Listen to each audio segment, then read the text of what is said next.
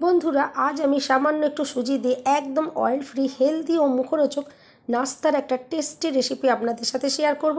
এখন যেহেতু প্রচণ্ড গরম, তাই এই রেসিপিটা এই সময়ের জন্য একদম পারফেক্ট। একদিন বানিয়ে খেলে রোজই বানাতে ইচ্ছে করবে। আর তৈরি করা ভীষণই সহজ, বাড়ির বাচ্চা থেকে বড় প্রত্যেকের এটা খুবই পছন্দ হবে। সামান্য উপকরণ দিয়ে ঝটপট বানিয়ে নেওয়া যাবে। সম্পূর্ণ ভিডিওটা দেখতে থাকুন। রেসিপিটা ভালো লাগলে লাইক, শেয়ার, কমেন্ট করতে ভুলবেন না। আর চ্যানেলটা সাবস্ক্রাইব করে আমার পাশে থাকার অনুরোধ রইল। দেখে নেওয়া যাক আমার আজকের রেসিপিটা। নমস্কার বন্ধুরা, আমি পাপড়ি পদাবতী ফুড ক্রিয়েশনে আপনাদের সবাইকে স্বাগত। নাস্তা তৈরি করার জন্য প্রথমেই আমি এখানে নিয়ে নিচ্ছি সুজি। একটা বড় আমি বোল নিয়ে নিয়েছি। তার মধ্যে প্রথমেই আমি এখানে নিয়ে নেব 1.5 বাটি সুজি। এখানে একটু ছোটো দানা সুজিটা নিলেই বেশি ভালো হয়। আমি এখানে ছোটো দানা সুজিটা ইউজ করেছি। এরপর আমি এখানে দিয়ে দিচ্ছি ওই বাটিরই হাফ বাটি টক দই। আর এরপর ওই বাটি করে আমি 1 বাটি জল দিয়ে দিলাম। আর একটু ভালো করে মেখে নিতে হবে। একটু মেখে নেওয়ার পর এখানে আমি আরও 1 বাটি জল দিয়ে দিচ্ছি। মোট এখানে আমি 2 বাটি জল দিয়ে দিলাম। এরপর ভালো করে আমি মেখে নেব। আর এভাবে একটু ভালো করে নাড়াচাড়া করে মেখে নেবার পর এটা আমি চাপা দিয়ে 10 মিনিটের জন্য রেস্টে রেখে দেব। এভাবে দেখুন ভালো করে মেখে নেওয়া হয়ে গেছে। এবার আমি 10 মিনিটের জন্য এটা চাপা দিয়ে রেখে দিচ্ছি।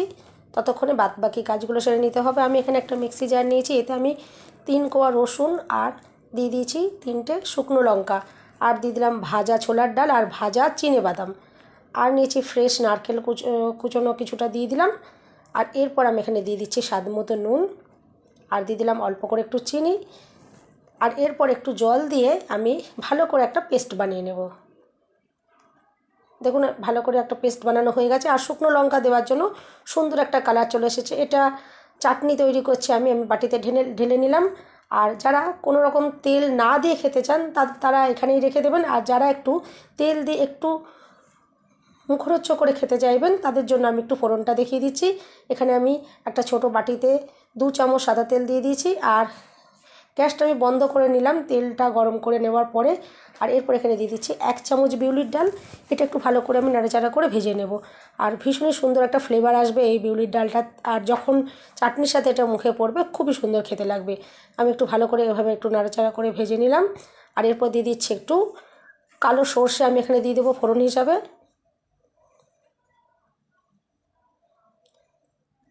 আর দিয়ে দিচ্ছি অল্প করে একটু হিং। এতেও সুন্দর একটা ফ্লেভার আসবে। আর দিয়ে দিলাম কয়েকটা কারি পাতা। আর এরপর একটু ভালো করে আমি এগুলো নাড়াচাড়া করে ভেজে নেবো। আর গ্যাসের ফ্লেম আমি এখন বন্ধ করে দিয়েছি। আর এভাবে একটু নাড়াচাড়া করে আমি ভেজে নেব। আর কারি পাতাটা আমি বেশি কালো করব না, একটু এরকম সবুজ সবুজ থাকা অবস্থাতেই আমি এটা নামিয়ে নেব।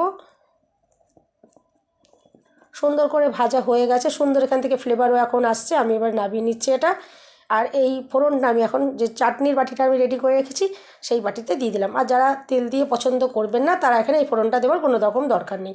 তেল ছাড়াই সুন্দর লাগবে চাটনিটা, কোনো অসুবিধা হবে না। চাটনিটা দেখুন একদম রেডি হয়ে গেছে। এরপরে আমি এখানে প্রথমে একটু কেটে নিচ্ছি 2টো কাঁচা লঙ্কা। আর ঝাল আপনারা আপনাদের পছন্দ মতন বাড়িয়ে কমিয়ে নিতে পারেন। বাচ্চাদের জন্য তৈরি করলে তাহলে কিন্তু ঝালটা না দিলেই ভালো। আমি 2টো কাঁচা লঙ্কা এভাবে একটু ছোটো ছোটো টুকরো করে কেটে নিলাম। আর নিয়েছি আমি একটা টমেটোটাও আমি ছোটো ছোটো টুকরো করে কেটে নেব। আর টমেটোর ভেতরে যে শাঁসের যে অংশটা রয়েছে সেটা আমি একটু বাদ দিয়ে আমি ছোটো ছোটো টুকরো করে কেটে নেব। দেখুন এই ভেতরের অংশটা আমি এরকম বাদ দিয়ে দিলাম। আর এগুলো একটু যত ছোট টুকরো করে কেটে নেওয়া যাবে ততই ভালো হবে। আমি খুবই ছোটো ছোটো টুকরো করে কেটে নিচ্ছি।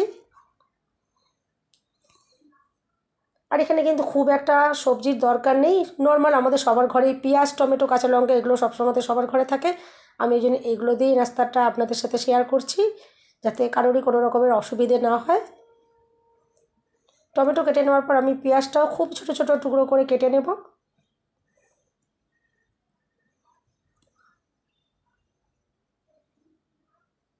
এভাবে আমি খুবই ছোটো ছোটো টুকরো করে পেঁয়াজটাও কেটে নিলাম। আর আমি এখানে কেটে নিয়েছি অল্প করে একটু ক্যাপসিকাম। এরপর 10 মিনিট হয়ে গেছে, সুজির ঢাকনাটা আমি খুলে নিলাম। আর অনেকটাই দেখুন গাঢ় হয়ে গেছে সুজিটা, জল সোপ করে। এরপর আমি এখানে দিয়ে দিচ্ছি স্বাদ মতো নুন। নুন দেওয়ার পর একটু ভালো করে আমি নাড়াচাড়া করে মেখে নেব।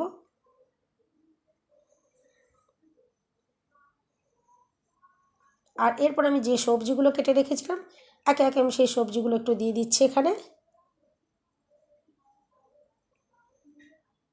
আর খুব সামান্য উপকরণ দিয়েই কিন্তু এই নাস্তাটা খুবই টেস্টি তৈরি হয়। আর এই নাস্তাটা তৈরি করার জন্য কিন্তু কোনো রকমের তেলের প্রয়োজন পড়বে না, একদম তেল ছাড়াই কিন্তু আপনারা এই প্রচণ্ড গরমে এটা বানিয়ে নিতে পারবেন। এটা একদম সম্পূর্ণই অয়েল ফ্রি। এভাবে দেখুন সবজিগুলো দিয়ে খুব ভালো করে আমি একটু মেখে নিলাম। আর ব্যাটারটা ঠিক এরকম ঘন করে মেখে নিতে হবে।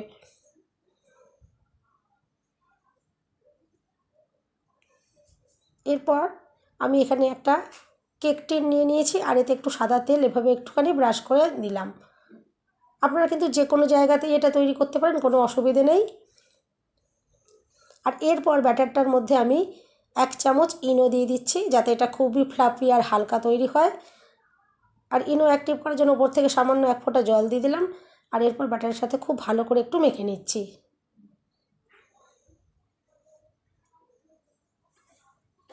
দেখুন ইনো দেওয়ার পর ব্যাটারটা কতটাই ফ্লাফি হয়ে গেছে।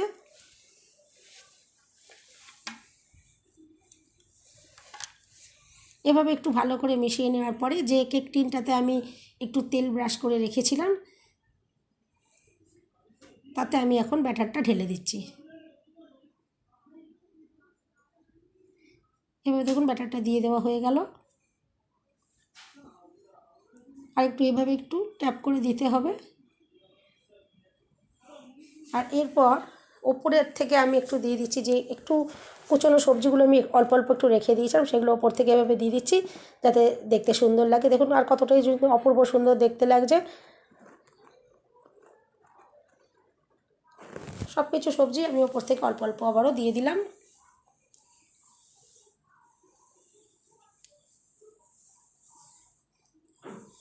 আর এরপরে গ্যাস জ্বালিয়ে আমি একটা গামলিতে জল ভালো করে ফুটিয়ে নিলাম। আর অল্প করেই জল দিতে হবে যাতে কেক টিনের নিচে জলটা থাকে, কেক টিনের ভিতরে কোনোভাবে না আসতে পারে। ভেতরে একটা স্ট্যান্ড দিয়ে দিয়েছি।